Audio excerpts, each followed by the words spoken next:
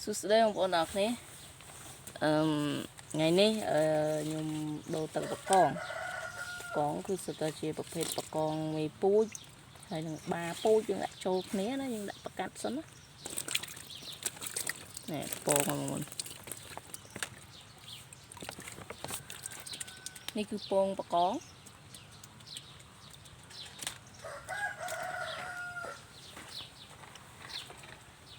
จะติดจ้ะnàyก็รออย่างนั้นไง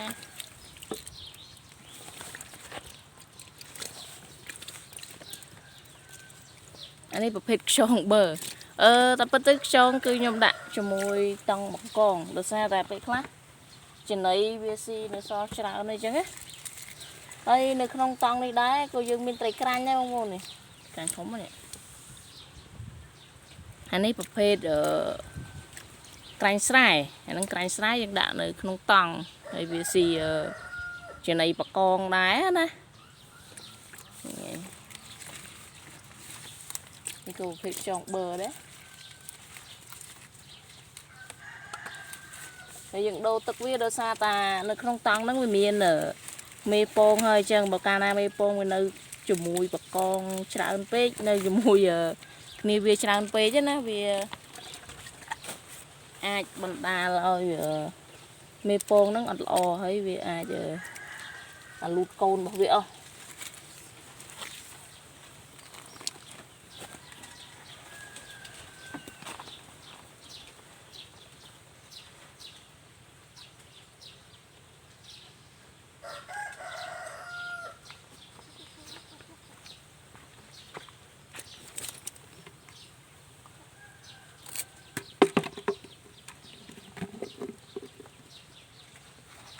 đây xem rap lực không tóng dương ở anh chăm xong bơ cho mui bà con ban luôn dương chăm xong bơ cho mui bà con ban đưa xa ta có phép chón cứ vc ở trên đây bà con hơi bị thông lươn là nó có phép chón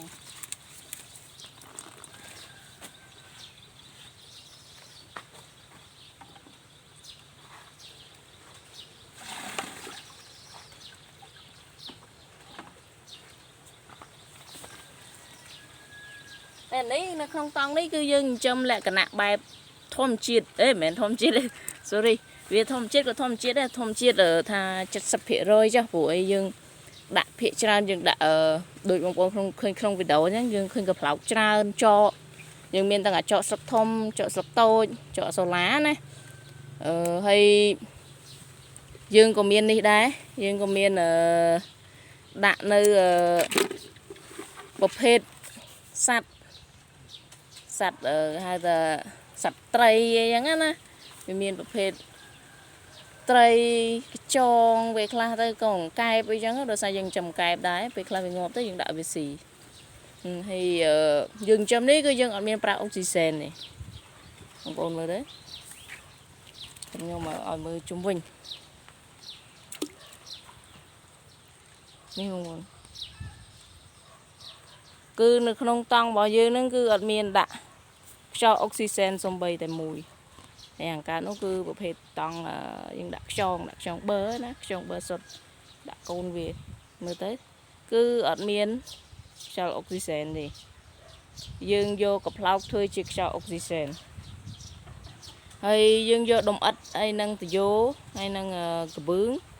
bướng rồi có cái hai cipro thôi chi chùm rốt bảo vệ chứ về miền Tây Hà thì thì bà con bảo dân trong đó dân khơi na tăng vì dân pra được dẹp về chiên pi nam máu buổi nhưng chập đam đôi chia tăng vì pi nam pi pon là phải pi là về pi pon là phải pram ấy chẳng về ban pi nam chiên ấy pi nam pi khai ấy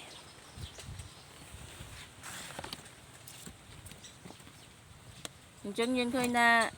tăng vì dân phi diêm á nè dân phi diêm mình tên dân phi diêm không cao mơ thai vì hay là yul vì dân khơi na can cho mọi dân vì ai tục côn man khla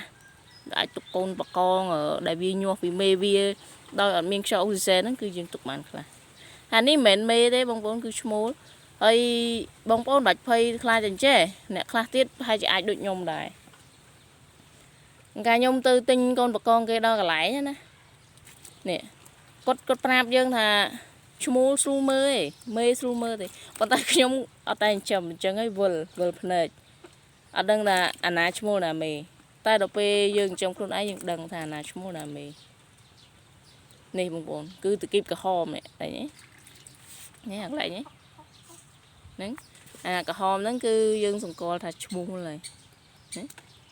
ហើយមួយវិញទៀតគេឲ្យមើលតាមនេះប៉ុន្តែខ្ញុំអត់ចេះមើលទេចឹងខ្ញុំមើលតែតគីបរបស់វាទេខ្ញុំមើលតែតគីបក្រហមអាណាតគីបក្រហមគឺឈ្មោះអាណាតគីបអត់ក្រហមគឺមេអាហ្នឹងឈ្មោះបងប្អូនអាហ្នឹងឈ្មោះឲ្យចាំមើលមេ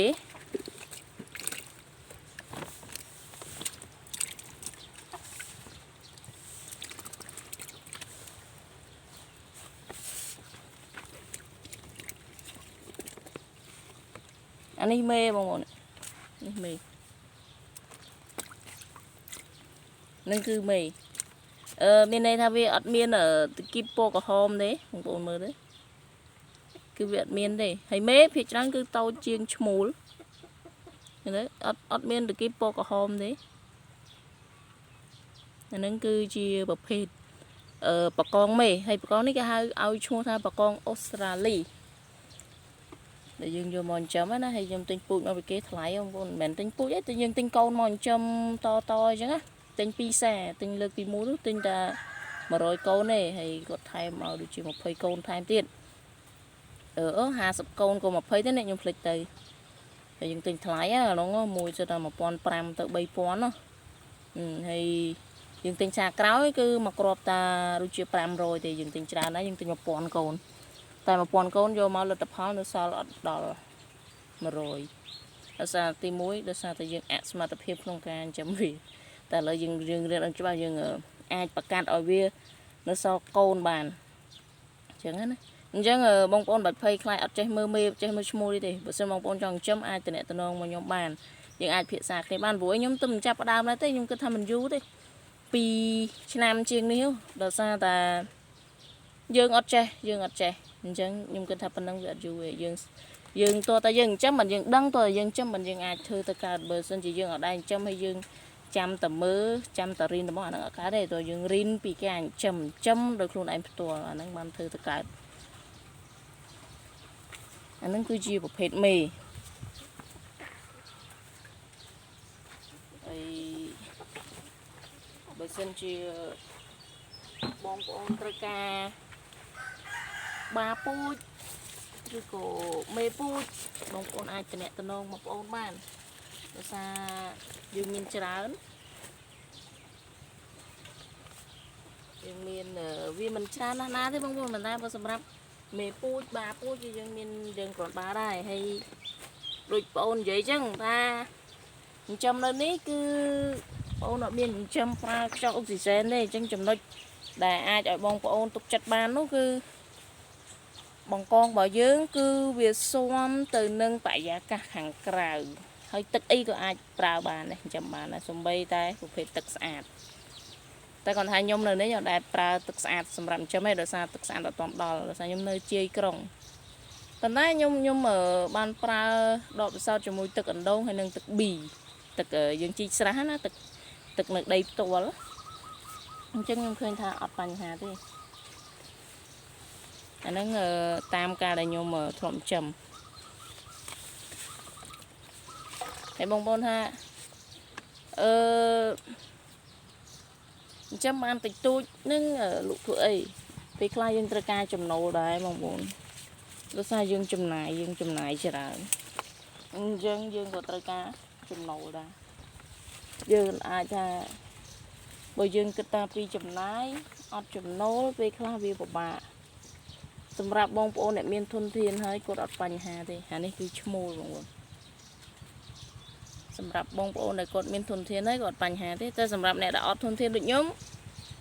មិនមែនថាយើងអត់មានធនធានសោះបើអត់មានធនធានសោះក៏យើងអត់អាចចិញ្ចឹមបានដែរប្រភេទអស់នេះព្រោះដូចប្រកងចំណីរបស់វាមួយបេគឺចាប់ពី50រៀលទៅ50រៀលឡើងអញ្ចឹងណាចឹងអត់បានទេ នេះប្រភេទឈ្មោលបងប្អូន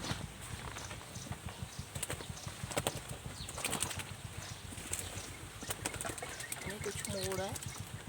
អូអានេះមេបងប្អូននេះបងប្អូនឃើញពងវាពងឡើងខ្មៅហើយ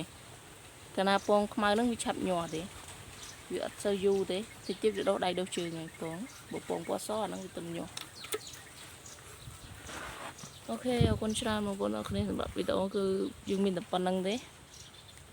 ហើយចាំតាមដានបន្តបន្ថែមទៀត